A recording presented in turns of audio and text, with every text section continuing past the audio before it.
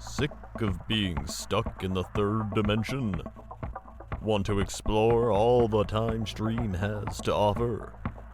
Well, you are just on time. This week's episode, Minutemen. Good evening, or afternoon, or morning, depending on where you are in the time stream, fellow chrononauts. I'm your pilot, Robbie. And I'm your pilot, Michael. And today we are talking about our first film, Minutemen, the Disney Channel original film, directed by one Lev L. Spiro. Yeah, not a name I've heard before. Not a name I think any of us will have heard, given the fact that this is a Disney Channel original film. You never know. Maybe one day they'll get a big director for one of them. Yeah, sure, that'll happen. But yeah, it was surprisingly good. Surprisingly good. Plenty of quirks and holes, most of which do not come from the time travel, but from the fact that this is a high school comedy flick. Yes, I definitely agree. I was pleasantly surprised with the time travel aspect of the film, and it definitely was one of the better Disney Channel originals I've watched. You make a habit of watching Disney Channel original films, do you? No, not at all. That was a real quick response on that. I don't think you're telling the truth here, Michael. No. I don't like Disney Channel movies. They're no. Yeah, I don't like them. They're just so heartwarming and sincere and Hey. and that's you. That's what you sound like in your brain right now. No, that's not. Let's move on to the summary. Okay? Let me tell you about. All right. Tell you about Tell me the story. Let me tell you about Minutemen. So we start off with three friends starting high school named Virgil, Derek, and Stephanie. After an early embarrassing incident regarding a young genius named Charlie, Virgil and Charlie are outcast while Derek and Stephanie become a high-status couple. Virgil, who is stuck with Charlie and some other nerds, decides to help Charlie make a time machine. They recruit a quiet boy named Zeke to accomplish the engineering aspect of this, and they're on their way. Virgil decides he wants to use this time machine for personal gain, but after this fails, the three decide to use their time machine to prevent bullying from happening, and other bad things. After realizing that messing with time causes physical and social harm to their environment, they decide to stop time traveling. Virgil is hesitant to give up this power, however, because he wants to gain a higher social status. But after saving the world from a black hole they created, an emotional moment with Charlie and Virgil makes him understand that he's going to be fine just where he is, and he's got some pretty good friends. And that's about where the movie closes off. And I guess where we need to close off too, right? It's Minutemen. We should have had a minute-long podcast on this, and we're way over time. Yeah, unfortunate. I like quick podcasts, so would have been nice to keep it under a minute. Digestible in under a minute. Yeah. With the stretching and squashing of existing in the time stream, I think we're good. This could pass by as just a single minute if you're properly navigating and calibrating your flux capacitors. Very true.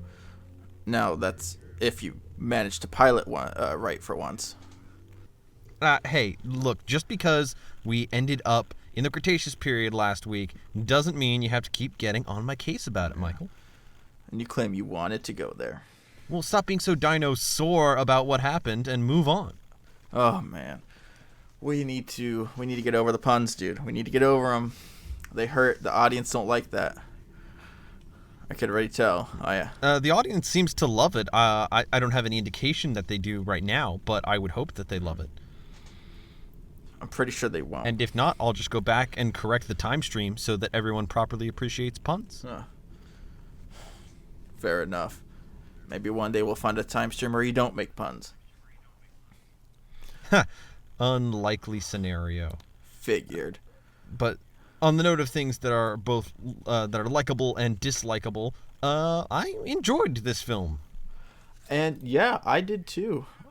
Like I stated earlier, definitely one of the better things Disney Channel's made for a movie or even a show. Much of anything, really. Yeah, it was surprisingly fun and lighthearted, and it got a lot of time travel, at least right by its own rules. It stayed fairly consistent. It made a lot of sense. It was good. It was really solid time travel. Yeah, and it wasn't, I couldn't think of like game-breaking changes that happened in the movie or ways that the characters were being stupid. Things were pretty appropriate. They tried to become, overpowered and get tons of money, and it didn't work. So they tried other things after that. It flowed very well. Yeah, it's funny. I was watching this with my girlfriend because she has a great deal of nostalgia for this film, and she was like, "How are they going to buy a lottery ticket when they're under 21?" And their solution to that was they try to get a street actor who's playing like a robot person to buy the ticket for them, and then when they come back, the character who is reported by the news that his name is Robot Man is his real actual name, not just his stage name. Yep. Won the lottery and is taking all the credit for himself. Yeah, that was pretty funny. Throughout the whole movie, Robot Man never gives up his robot gig. His persona, yeah. Yeah, he's very dedicated. We can only assume then that he is an actual robot. Yes. I have to admit, he had moves like a robot. He really did. I wish I could move like that. He was dressed in all silver, and he moved in very robotic ways. And he's also painted himself chrome. Or is that really his skin? We'll never know. Maybe it's best that way. But yeah, what did... I mean, there is precedence for time-traveling robots. Yeah, I'm sure we'll hit some... Oh, there is a big title, yes, for time-traveling robots. We'll get there. Yeah. As for the time travel in this film, the way it works is they explain that they're time traveling on a beam of light and then kind of hijacking the photon's quantum mechanics, because, a photon is both a wave and a particle, and they somehow, that causes them to be able to time travel backwards. But they can only go back about 48 hours, is their general limit, and they can only be back for about half an hour before they're thrust back into the present. Yup, and the movie did a good job staying consistent with those rules. And those rules did a good job binding them and making them not too overpowered. Yeah. And it was, it was pretty good. It was pretty good. They always change the time stream, right? To make it better for the bullied and the downtrodden. And so the time stream changes, so no one remembers the old time except for them. But their assistant, Jeanette, who operates the time machine from the other side, always seems to remember the old time stream, even though she's not the one going back in time. Yeah, this was addressed once to my knowledge when she held a newspaper and saw the ink change on it before her eyes, so she was able to confirm that something changed. So just, I guess, her understanding of knowing they're trying to change something, then seeing it change. But I guess, and they never run into their past selves, which is something I would think would have happened. Yeah, it's never made clear whether how this works. And no, actually, there is a scene where we should know that their past selves exist, because they go back and they still see that little rocket car that Charlie made driving around, so he had to be piloting it. The only time they go back farther than 48 hours is at the very end of the film, when they use the black hole giant time portal to go all the way back to that extremely bad incident in freshman year on the first day. And they see their past selves happening, so I can only assume that they always know their past selves are around. Yeah, they just have to be very careful to not run into them. Although, oddly, the way they find these situations is by just observing them and then deciding to go back and fix them. So they were basically, their old selves had to be around in almost every situation. But you know what? I guess they figured it out. Maybe it was the goofy outfit, which was a snow coat, a white snow coat with some goggles. Yeah, the snowsuit guys. Yep, the snowsuit guys. It definitely borrows that trope that it has to be a trope as far as I know, of teenage superheroes trying to go by their cool name, but then everyone always calls them the wrong name. Like Danny Phantom always gets called Invisibill. Yeah. That kind of stuff I think that's definitely a common trope. I've seen it before too. I can't quite put my finger on a specific example, but I've definitely seen it around.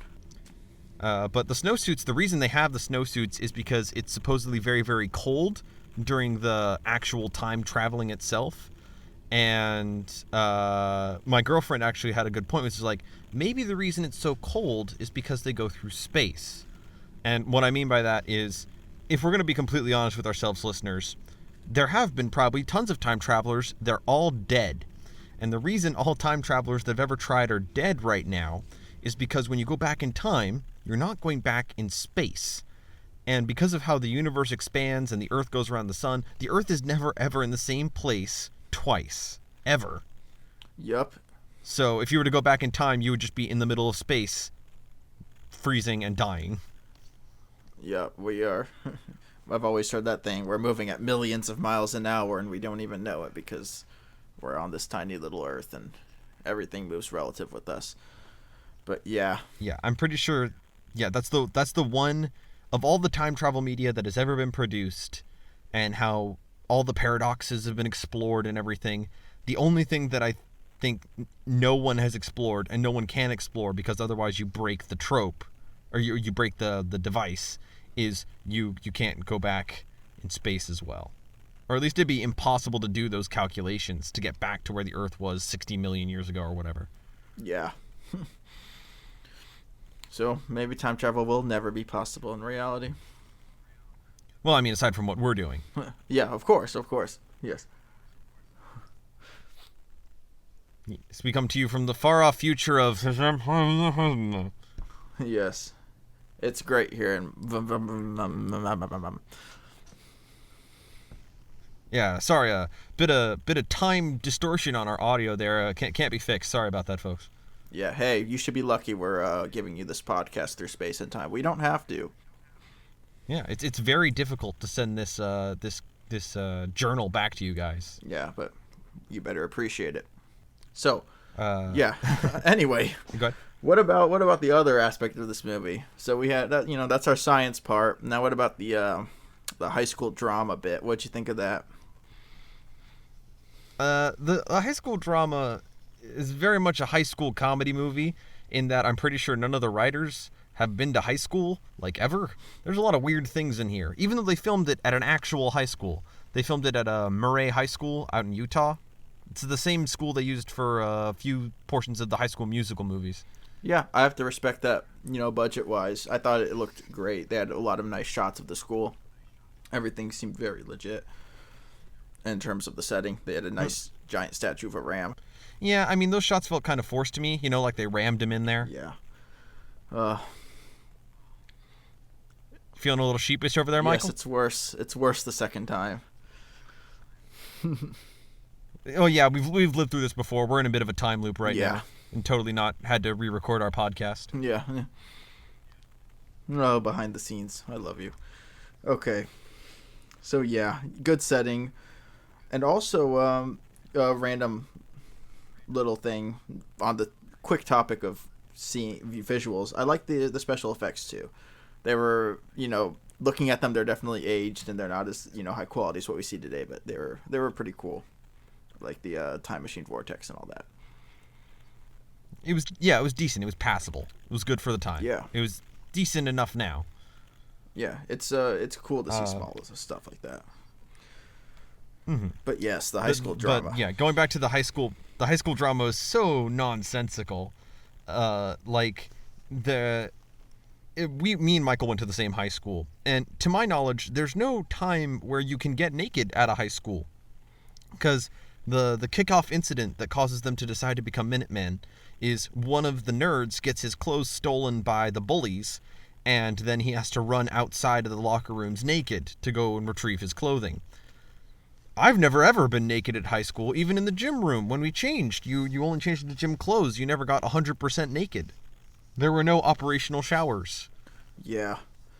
And even if a high school did have a shower, I'm pretty sure that no kid would be crazy enough to use them, even after a pretty bad day of physical education. Or at least not crazy enough to go buck-ass nude. Yeah. Maybe bring a bathing suit or something. Yeah. Instead of running out with a towel in search of your clothing. Yeah. Yeah, which is clearly the only solution to that. It's not like there's usually a lost and found in most gym departments and you can steal clothes from that. Yeah, right.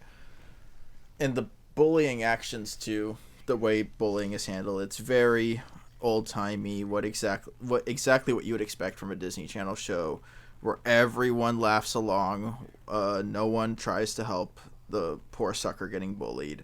The jock is always in favor here. No one cares otherwise. Everyone's a bunch of jerks.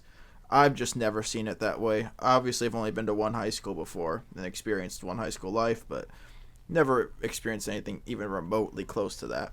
In fact, when people got bullied at our high school, usually the people who did the bullying would get bullied way harder than that bully had done to whatever poor kid he bullied. If that made any sense. Yeah, mob justice is such a capricious thing.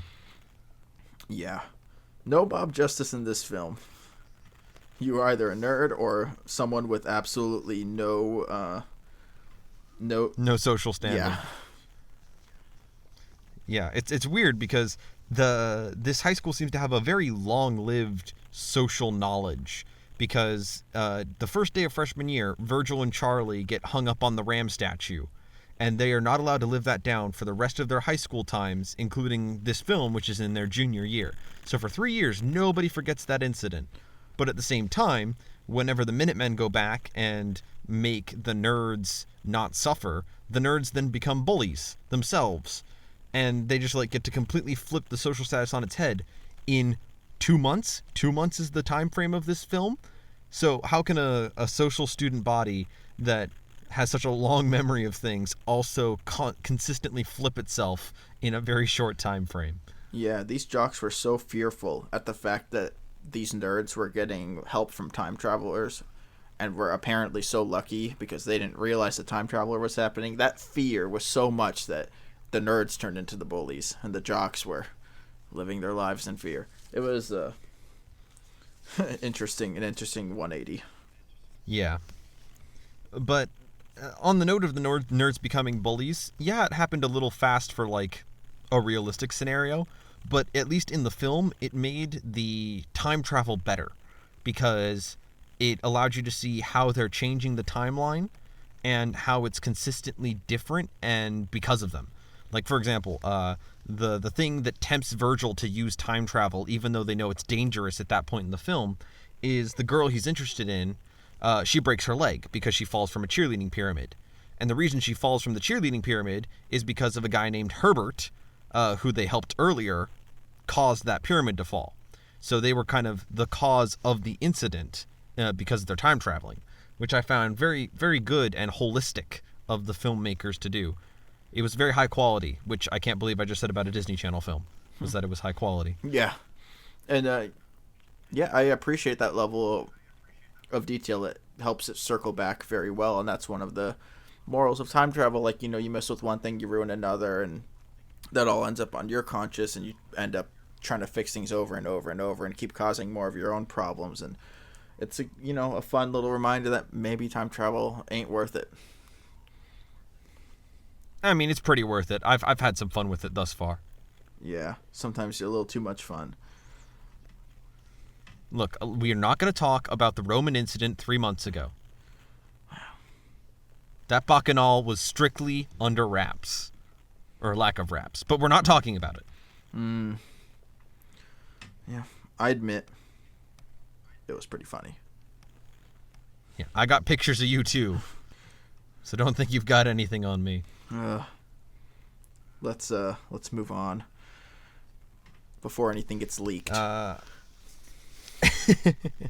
On the note of leaks, then, so the way that Charlie gets his, one of the things I had issue with in the film was not only is the high school generally incompetent, so is NASA, because apparently NASA were the people who did time travel research long, long ago, and it never went anywhere. Because Charlie, once he figures out how to do most of time travel, but he's missing one specific part of the formula, what does he do? He hacks NASA to get that last bit of research. All right, fine.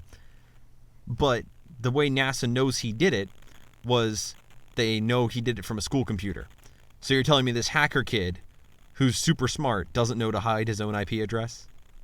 Yeah, kid hacked NASA, but didn't have quite enough common sense. And I will grant that they did have, when they were ready to seize the boys, when they had evidence, the NASA people called the FBI. So it's like, oh, okay, they're not having just NASA has their own army of, law enforcement. That makes sense. But at the same time, before they call the FBI, NASA, apparently it has to be NASA because they haven't called FBI yet, has a bunch of people tailing the boys throughout town. Yeah, they look like Matrix men with their dark shades and suits, trailing them everywhere. Yeah, I didn't know that NASA had just, tailing agents all around, but I guess I have to watch out for NASA now. Yeah. Man, you think the satellites and stuff they shoot up in the sky would be enough? Yeah. You think the NSA is bad? It's the NASA you really got to watch out for. Wow. Good one. Thank you. And yeah, on a similar note to government-related things, the government also decides to let the kids figure out how to deal with the black hole, and they let a 14-year-old boy lead everything and determine how to fix everything. Because wow, that kid is just that much of a genius, and these all these kids have that much. They're the most experienced with time travel, so they got to handle it all. Even though some of these people can't even get over their social status, but. You know what? It works out. Now, to be fair, the NASA people are pretty incapable. Because they didn't carry 4 decimals, they didn't realize that a black hole was forming. Oh, yeah. Which I'm pretty sure that's not how math works. But, I can sell that that's part of their incapability of being human. Yeah. I've realized now why I forgot that line. And the reason is it made me cringe when I first heard it. Some 14-year-old boy telling NASA they forgot to carry 4 decimals, and that's the reason why none of them figured out that a black hole would be caused by this. Yeah. Pay attention in math, folks. 4 decimals may be the difference between a black hole and some just small minor anomaly that's not a big deal. Yeah, oops, I spilled some milk, or a black hole. It could be one or the other. Yeah. Pay attention in math. Math is important, kids. Stay in school. But for all that gets wrong with black holes, like how their black hole inches along in its expansion, and everybody just walks up to the edge of it, and it doesn't instantly consume everyone. It just slowly inches along, and everyone backs up slowly in fear. Yeah. No one runs away. No one freaks out or values their life enough. They're just gazing in awe at this black hole. Yeah, it's only after a solid minute of everyone gawking at the thing that the agents of the FBI and stuff were actually like, oh shit, there's public here. We gotta take care of them. Everyone back up, please, for your own safety. Yeah, don't even leave. Just back up a little. Even though if a black hole that size did manifest, it would consume the Earth nearly instantaneously. Yeah. In fact, this one consumed none of the Earth, but that's okay. Yeah, it was just basically a big time portal was all it really was. It wasn't really a black hole. Yeah. But hey, at least they got their time travel fairly right, even if they didn't quite pass physics. Yeah, it's okay too. Some of the emotional stuff at the end was good enough. I almost cried when little Charlie was telling Virgil how he made his high school worth it and all that, and a little teary-eyed. Yeah, this movie got some genuine emotion out of me too. I genuinely laughed at a couple of their jokes, which I did not expect.